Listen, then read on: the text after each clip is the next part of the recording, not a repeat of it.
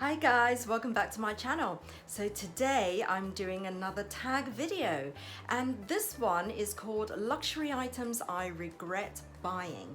And I think this tag was created by Irene, whose channel is called Be Fabulous with Me, Irene. I think she created this tag and then she tagged me into it.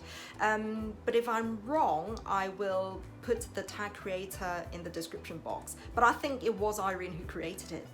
Anyway, I did have to think about this one because I have to say there are not many items that I have purchased which I have had buyer's remorse. So, because I think with every item I buy, I do put a lot of thought into it. I think there's only really been just a handful of items, some of which I already sold, maybe a year or so ago. So those are gone now. They were perhaps purchase buys, which I'm glad to say I don't do very often. So I have found 3 things. So if you'd like to know what they are, then stay tuned. Okay, so the first item, and you guys have actually heard me talk about this before, but I'll include it in there. It's my Chanel East West flat bag in the Valentine's edition.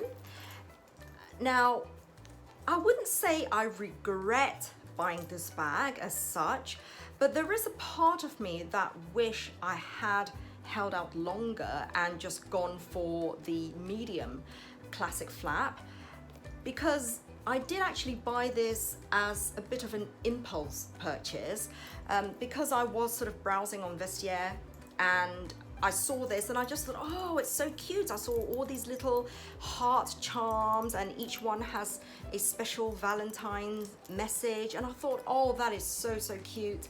And the price was, well, I thought it was reasonable for a Chanel bag that was in, excellent condition. It was, I think just under 1,800, something like that.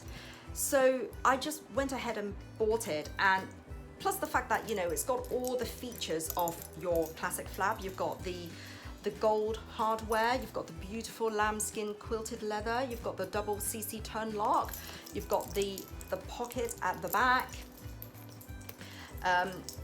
It's a single flap and it says Chanel made in France.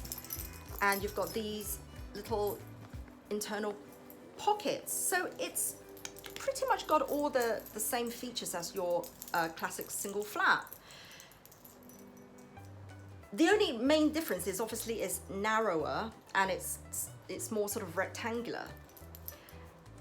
But of course, it's not the medium flap.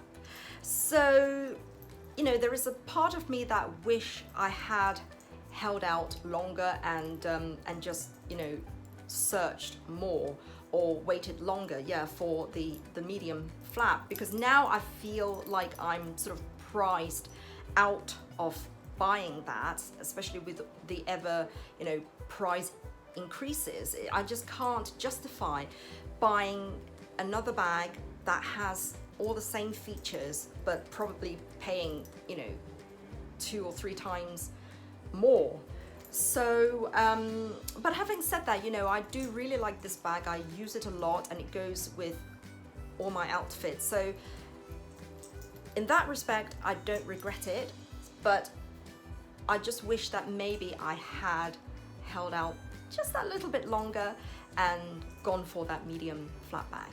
But as it stands, I love this bag, so I guess it's all good. Okay, so the second item are these J.W. Anderson earrings. I mean, it comes in this massive box, and then you've got the pouch, but in fact it's these hoop earrings. And these are their sort of signature. I mean, for those of you who are not familiar with J.W. Anderson, he's, I believe, an Irish designer. I think he's Irish. But his bags has this signature sort of ring and he's got like 2 holes on the front flap of the bag, and then the ring loops through it, so it looks like a cow, like the nose of the cow. Is it called a daisy ring? I'm not sure. Now, I like these, okay, and it's very weighty, and these are, I bought these in gold.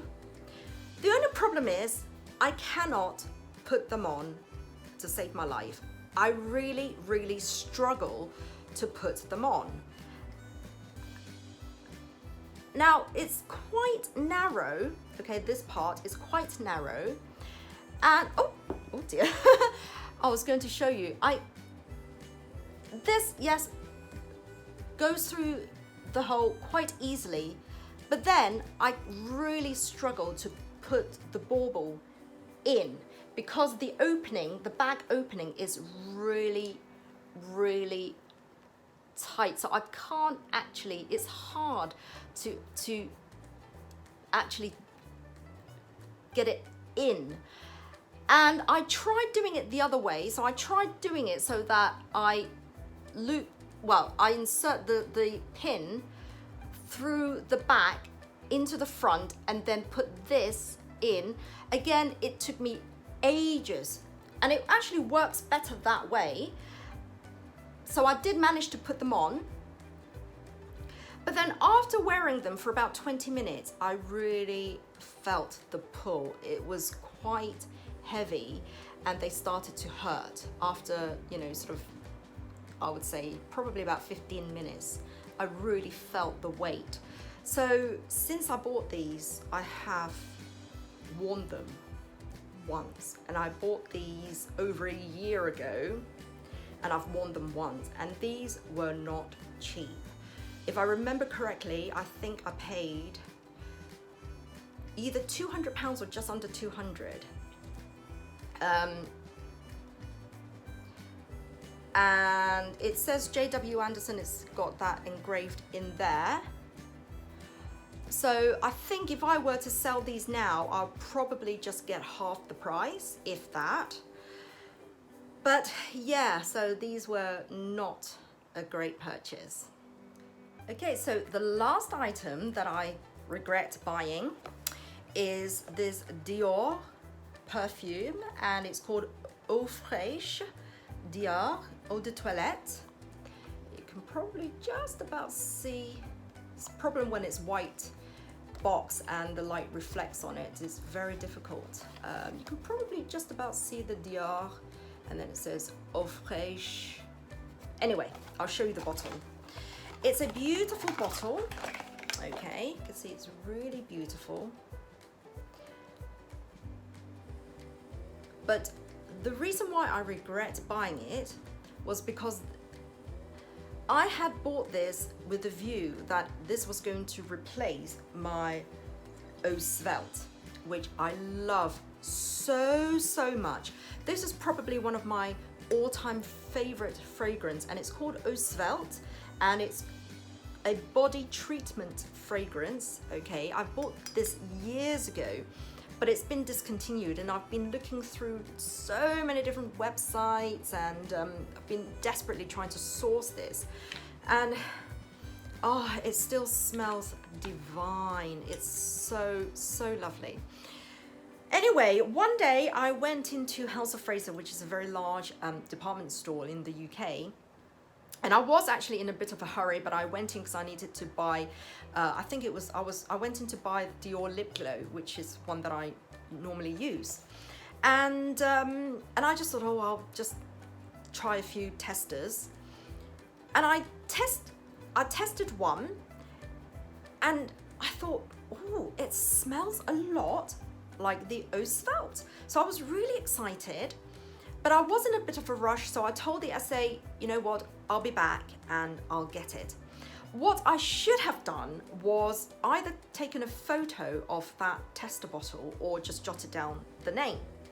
So anyway, I left, and then after a few days I went back, but by then I couldn't really remember the name. I remember it was Eau something, and I thought that it was Eau Fraîche. So anyway, I picked it up, and I kind of spritzed it again. And at the time, I don't know whether I had kind of talked myself into it. I said, oh yeah, that's the one, that's the one. And I was convinced at the time that that was the one that I had previously tested and thought that it smelled a lot like the Eau Svelte. So anyway, I bought it and I went ahead and I bought the 100 mils. Maybe I should have just bought the 50 mils. So I bought the 100 mils and it was just under £90. So not cheap. I think it was £89.95 or something like that.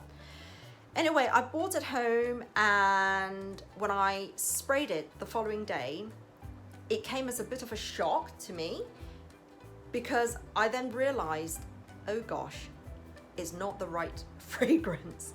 It does not smell like Eau Svelte. Don't get me wrong, it still smells nice, but it's just a little bit too floral for my liking. So it's not one that I would normally reach for.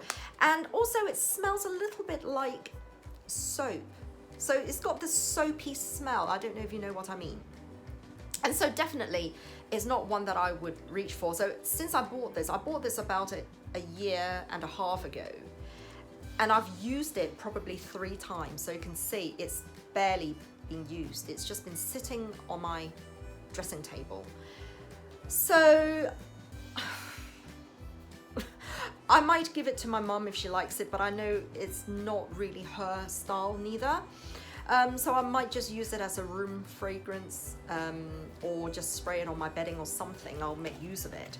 Anyway, I carried on with my quest for buying the Eau Svelte, and I eventually found a supplier who had a brand new one on eBay, and I ended up paying like 3 times the price of the original.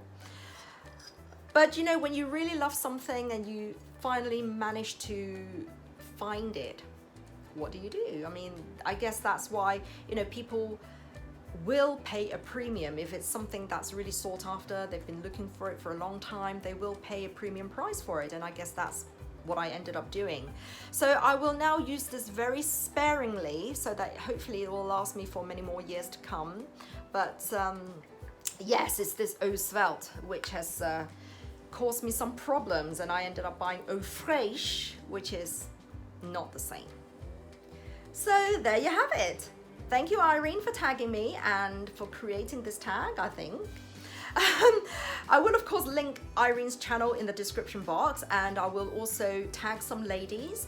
If I have missed out your name and you do want to do this tag, then please do go ahead and film. I would love to hear your stories. And if you enjoyed this video, please give me a big thumbs up. And if you're new to my channel, please consider subscribing to see what else I get up to. So until next time, take care and don't forget to smile. Bye-bye.